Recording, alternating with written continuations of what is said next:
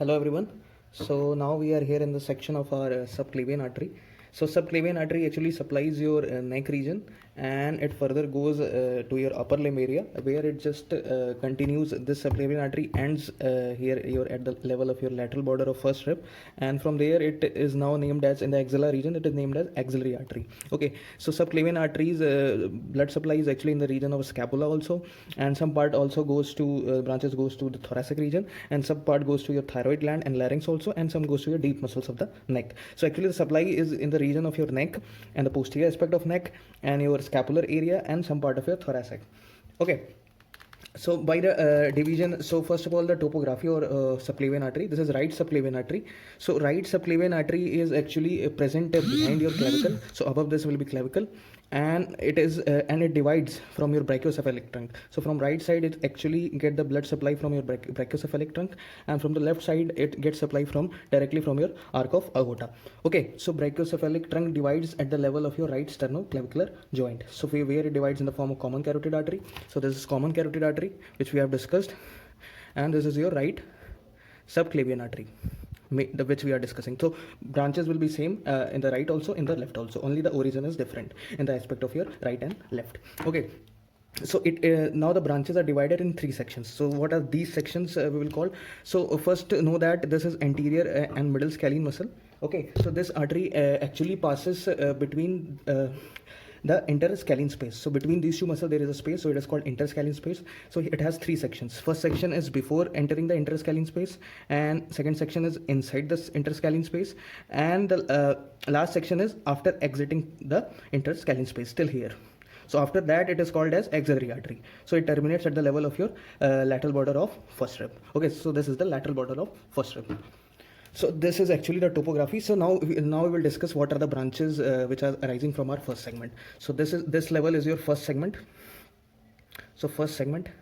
Okay, so from here first artery we have discussed, which is your vertebral artery. So this directly goes from the lateral side of your vertebral column and enters to your transverse foramen. So this is your transverse foramen, and this is your vertebral artery we have discussed. From the level of your C6 vertebra, it enters through your transverse foramen.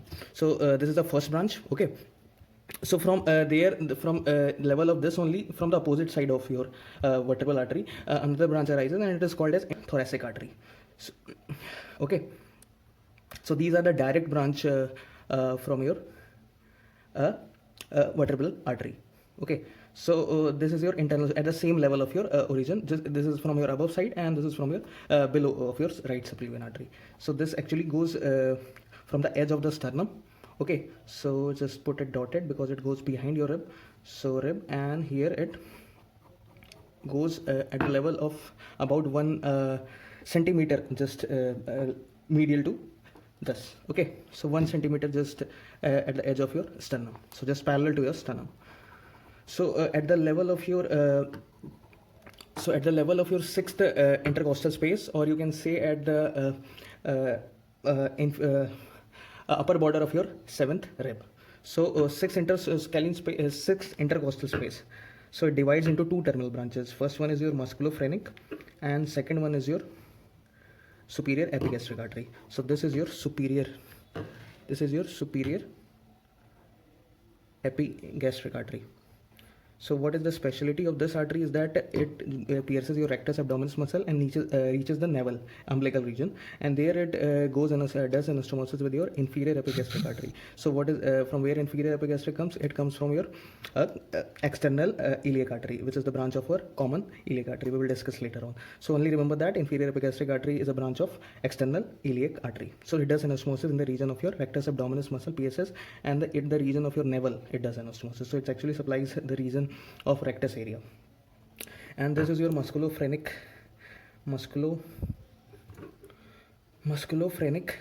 artery. So it supplies your diaphragm and diaphragm muscle and goes to your diaphragm region. Okay, so another branch arises at the level of this, and this goes to your, and this is your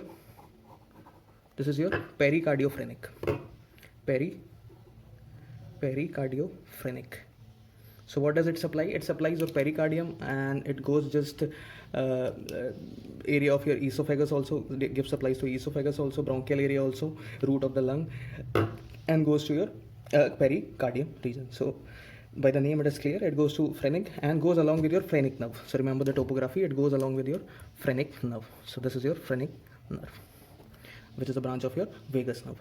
Okay, so these are the supply of your phrenic nerve, and there are some smaller branches to your intercostal spaces. So first 6 intercostal spaces branch anterior intercostal space, remember that. So this is your first one, second one, third one, fourth one, fifth and sixth. Sixth arises directly from your internal thoracic artery. So this is your internal thoracic artery, internal thoracic artery. Okay, so these 6 arteries are called anterior intercostal artery, anterior intercostal artery. It does anastomosis from with your posterior intercostal artery, which arises from directly from your aorta. Okay, so descending aorta, actually descending, and your level of abdomen in the abdominal aorta. So it does anastomosis with your posterior intercostal artery. So these 6 directly arises from internal thoracic artery, but for the 7th intercostal space, so this is 1, 2, 3, 4, 5 and 6, and this 7th, 8th and 9th arises from your musculophrenic artery. Okay, so this is 7th, 8th and 9th. So these are also anterior intercostal artery, but it arises from your 7th, 8th and 9th from your musculophrenic artery. So these are the branches from your internal thoracic artery. Okay, so we have discussed the first section, 2 branches, and now third one is your thyrocervical trunk. So thyrocervical trunk actually arises medial to your anterior scalene muscle. Okay, so just consider the level of here, and just 4 mm long it is, and it from there it divides into 2 terminal branches. First one goes between your carotid and your vertebral artery. Between these 2 arteries, this artery goes, and this artery is your inferior thyroid artery. Okay, so inferior thyroid artery, name it is clear, inferior thyroid artery. So it supplies your posterior, it goes to the posterior part of your thyroid gland and supplies the posterior area of your thyroid gland and the inferior area. And from here another branch arises, and this is your inferior laryngeal artery. So inferior laryngeal artery. So this is the branch of your inferior thyroid artery, and there is an osmosis with your superior thyroid artery with inferior thyroid artery. Superior thyroid artery is a branch of external carotid artery, and further superior thyroid artery gives branch of superior laryngeal artery. So there is full osmosis in the region of your thyroid gland and the larynx. So these arteries does an osmosis with the external carotid artery branch of superior thyroid artery. Okay, so this supplies your larynx and this supplies your thyroid gland, mucous membrane of larynx and the region inside your larynx. Okay, so this was the branch, first terminal branch of your thyrocervical trunk. So this is your thyrocervical trunk. Okay, and this is your inferior thyroid artery, and this is your inferior laryngeal artery. And another terminal branch is your ascending, which goes just parallel ascending cervical artery. Okay, so this is your ascending cervical artery. It just goes parallel to your vertebral artery, and it supplies your deep muscles of the neck. Okay, so remember, deep muscles of the neck, supply is deep muscles of the neck. And one transverse cervical artery we will discuss in the later, and there I will tell two types of answer is there for transverse cervical artery. It can originate from the first section also, it can originate from the third section also. So when we will read the third section, there we will discuss. Okay, so this was your first section. First section has actually 3 branches. First one is your vertebral artery, and second one is internal thoracic artery, and third one is the thyrocervical trunk, which has 2 terminal branches. So now we are in the second section. So second section is this much, and it is within your interscalene space. So what are the branches in this? So let's see what are the branches in this. So first one is your costocervical trunk. So only one branch, which further divides into 2 terminal branches. So let's consider this is your costocervical trunk.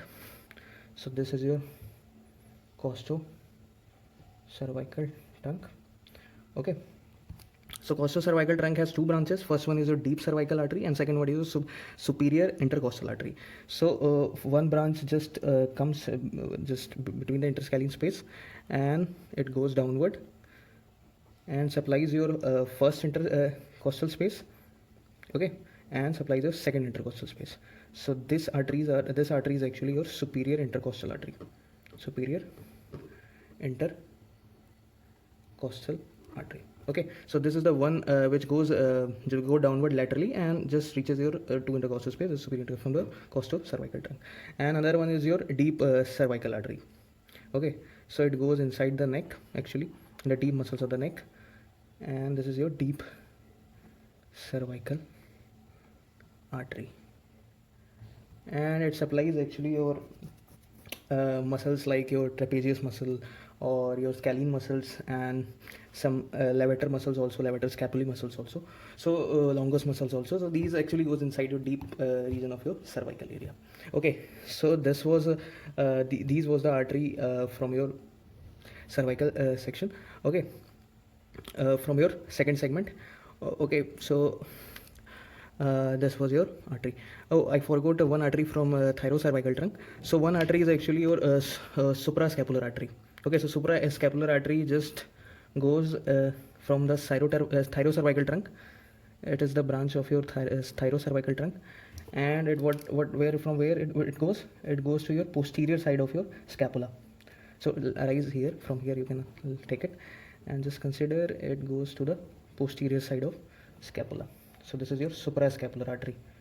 This is branch from your first segment.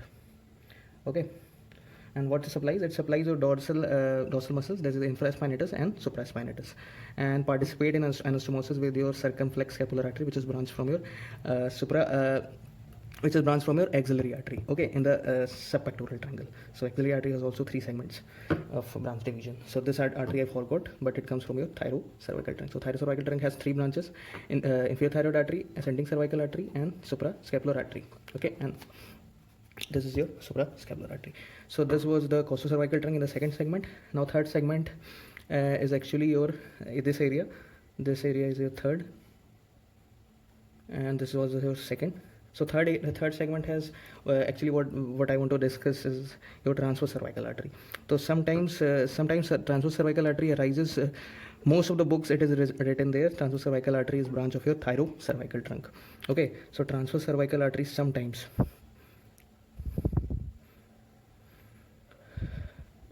But most appropriate is from your thyrocervical trunk. Okay, I would say.